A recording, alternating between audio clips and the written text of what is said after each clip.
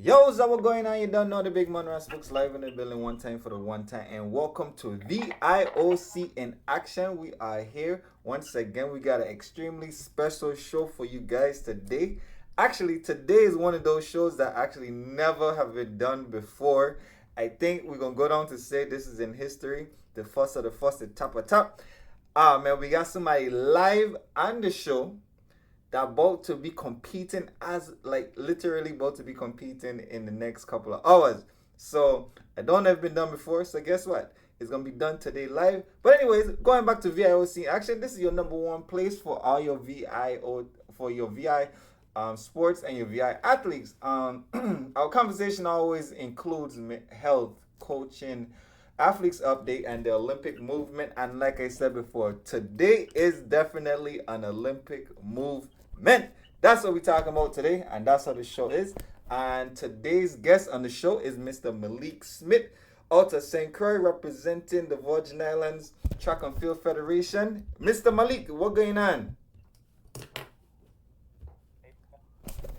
Hold on. The people can't hear you. Can't hear you. Okay, go ahead. Let me hear you now. All right, my boy. Your phone. All right. Now I think we could hear you now. You do over there, so.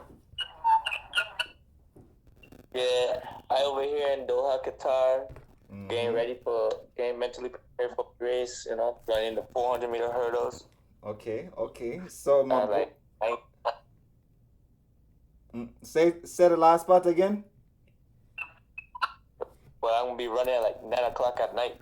All right, no problem. I got you, man. So wait. So as you know, we're extremely excited. We got you on the show here today. You about to run tonight at one of the biggest competitions of your life, I would say. But I mean, like I know it's a lot of stuff as you said. Like it's mentally, you just getting mentally prepared for the race. So I think today's show gonna be a little different, like how we start off any other show.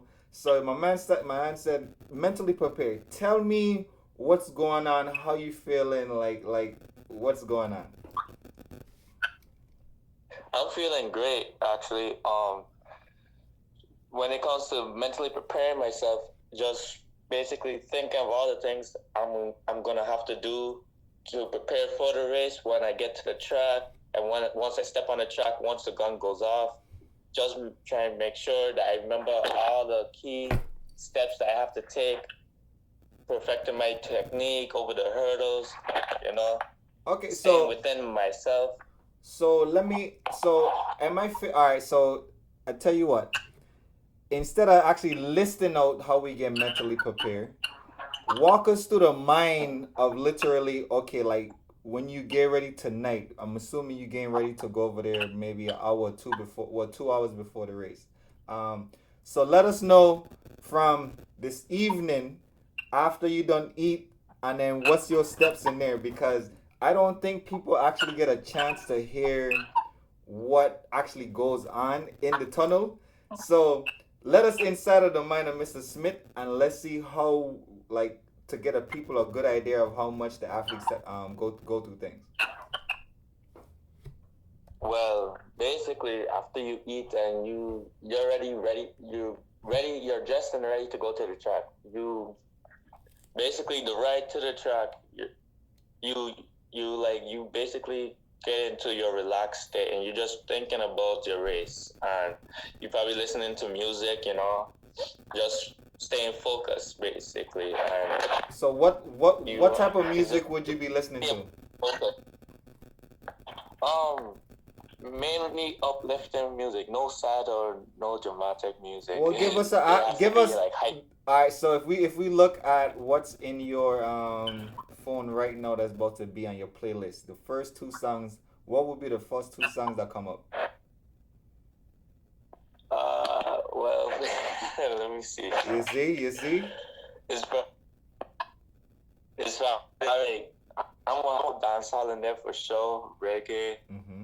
even some gospel songs too, Mm-hmm. because you have to hit all the uplifting stuff. We're not gonna Of be course, you listening to can't forget about the Most High. no, no R&B for sure. So you don't be in there with R&B on out there getting prepared with some nice rhythm and blues. I thought rhythm and blues is Nah. relaxing music. Yeah, but that's more mellowish, and that's you trying to get your adrenaline pumping. You want to be like, yeah, you're ready. Just like energetic. You don't want to be like, no, too lax and stuff. Like you want to be firing by the time you get out on the track. I got you. So you want the blood flowing, adrenaline flowing, just tunnel vision mode. I got you. I got you. I think that's a great way to be. So how far? Well, how far is your drive from the village to the stadium? The stadium is 30 minutes away from Okay. the hotel. Okay. So yeah. Okay. So basically, if I want to reach a certain time, I have to put that time into perspective. I have to think about that as well. That's definitely true. Well, we had an incident to one of our athletes this summer that wasn't able. Well, the athlete made it to the competition site, but the one of the coaches wasn't available at the particular time because they're mistaken in the time that it takes to get to the facility, and well, the athlete Mm-hmm. resulted in an didn't compete because they needed the coach there and everything. So that's something important. And actually, I've been through that before too. I've actually missed my competition and wasn't able to compete before one, and another time I missed my competition, and then I had to compete by myself. So Yeah, it happened to me both ways. Mm-hmm. What are so? Tell us about the village. Are you at a village or are you at a hotel? it's a hotel, but the hotel is big. Like they have it sectioned off by what they call towers. Uh huh. So there's four, and each tower is like a hotel in itself, but they're all connected. Okay. Okay. So it's just and it's really big. It's really big. It's Well, really big. I tell you what. Before after the show, send me some pictures in Instagram and so I could see it because I would like to see this 1 in 4 hotel place, and we in Doha, so I could imagine the architecture over there is like extreme, like it's really nice. Yeah, it really is. Like all the buildings Mm-hmm. in Doha are like very like exquisite, and like the design is like very intricate and stuff. Like I don't know, I haven't seen anything like it before.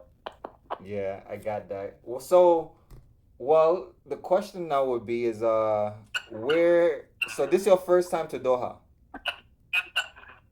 Yes, sir. Okay. So have you ever been on even that side? So where list all the countries that you have been.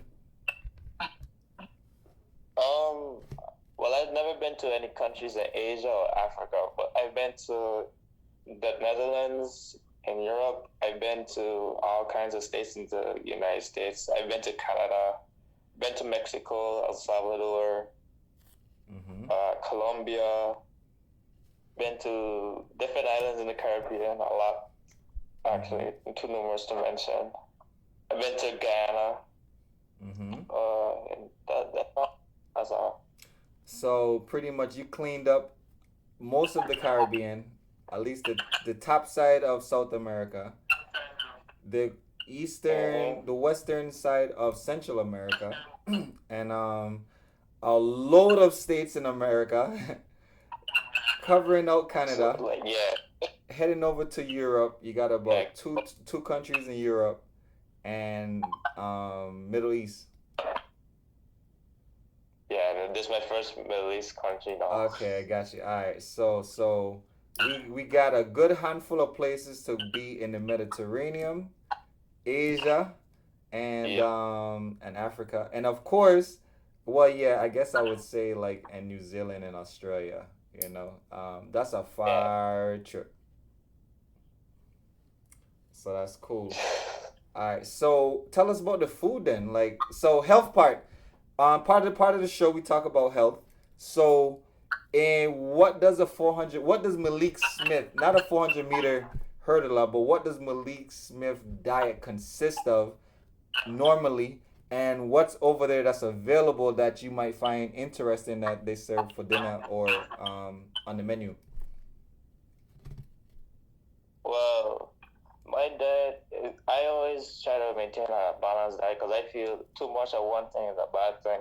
And like you try and eat only certain foods and leaving out others, that can also be bad. So I try to keep it balanced. I have my greens, I have my protein, like my carbohydrates, all of that. And it's like, and over here, like breakfast time, well, they haven't changed it up actually. It's been pancakes, eggs, potatoes, sausage, and I think some greens. And then they have bread on the side and stuff like that. Different types of bread. Now, is this a traditional regular egg, regular pancake, and everything? Like, it's very basic. Yeah, basic, yes. Okay, But okay. the eggs actually look different from what we're used to, actually. Is it They're, box they're, eggs? they're different. Yeah, I don't know, but they're different texture and different color. It's not like the yellow that we're used to. It's like more like a darker yellow It don't in a say. way. Okay. We get Yeah, golden eggs then. the color is That's golden eggs for the golden child. I tell you. Yeah, yeah. Okay. And what about lunch?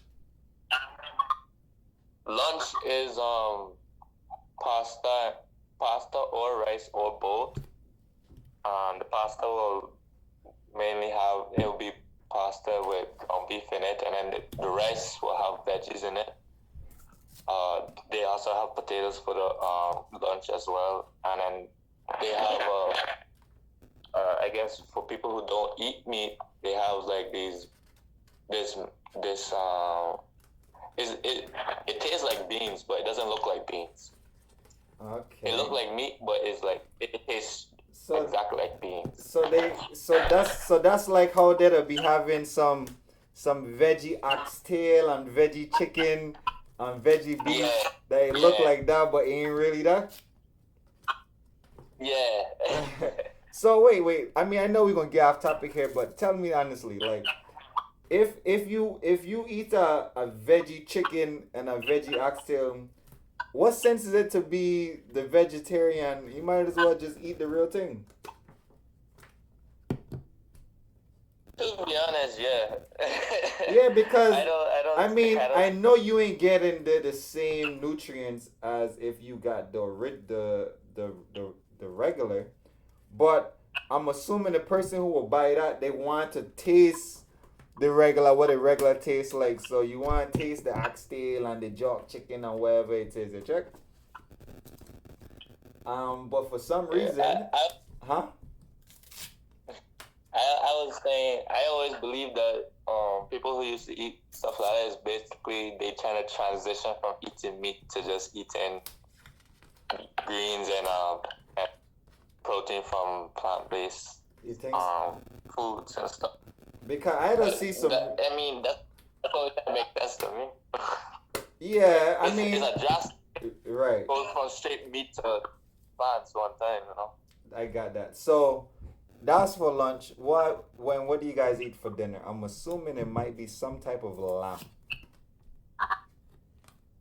It's some type of what? Lamb.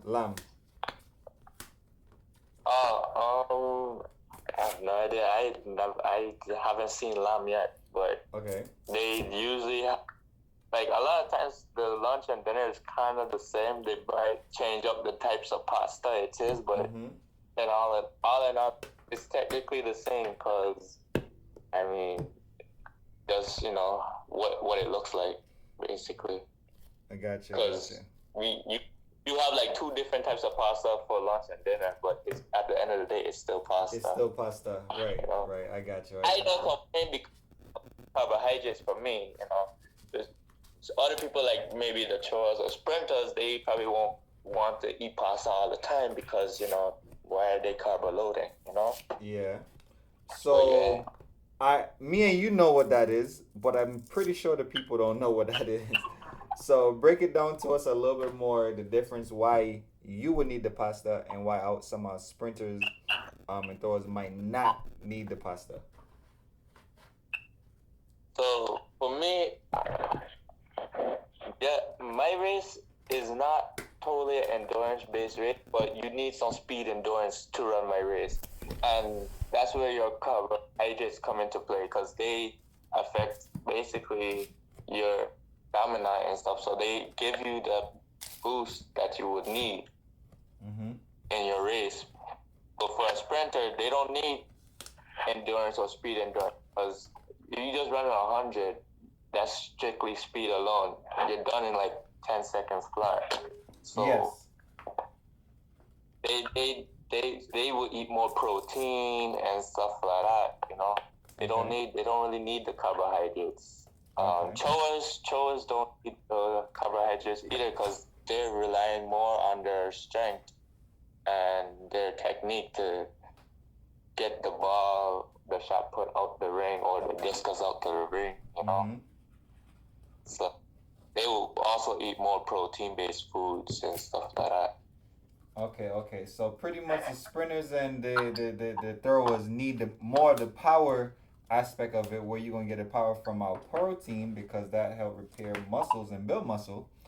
Um, Rather than everybody else who run an extreme or large amount of distance who don't need all of that muscle of it to, because usually muscle slows you down in such a long distance of a race, so they need the carbohydrates um, for their advantage.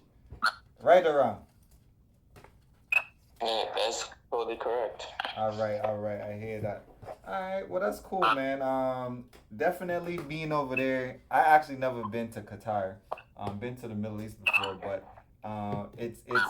I know it's definitely a unique place, and you've probably seen like a whole bunch of different styles over there. But I guess to us it's a little different because when we at world events, when we have a whole bunch of teams there, like over 150 teams, maybe 50 to 150 to 150 teams or countries that's competing in these various events. So we actually always get a chance to see different people around the world because they're competing as well beside us. So Yeah, I could take like that. How long was that flight? You said what? How long was the flight over there? It took me 3 days actually to get from St. Croix to Qatar. That sounds about right. 3 days of traveling. And please tell us why. You said what? I said that sounds about right. 3 days. Please tell us how and why.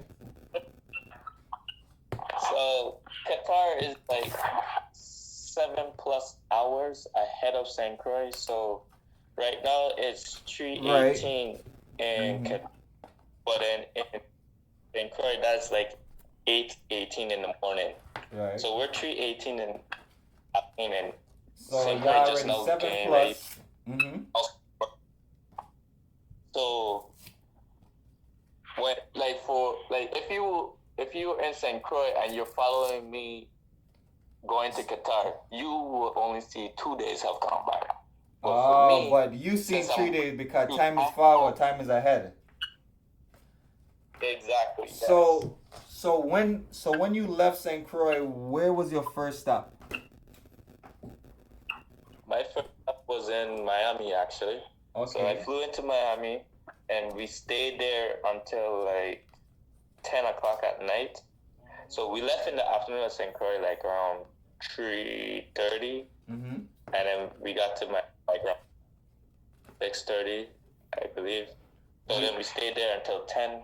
Wait, this was at night. This was wait, sorry, I missed it. From Miami, St. Croix to Miami, and Miami to where?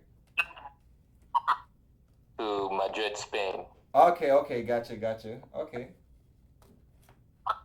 So once we got to Spain, it was already a new day. Yeah. So that means that flight was it was like 6 hours, I think. Okay. Or 8, I'm not sure. So when you reached the Madrid,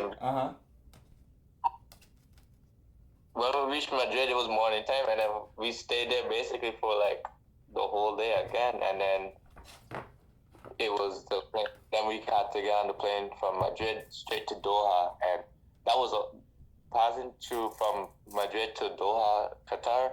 That was another couple time zones as well, so it was morning time again. So when we got to Doha, you went to morning to the daytime to back to morning, so you just keep on repeating the same time. Exactly. But you just more into the future. yeah. Like you're like, wait a second. I know I left the same time, which is in the morning. You left St. Croix in the morning. You left Spain in the morning, and then once again you arrive in the morning. Exactly. And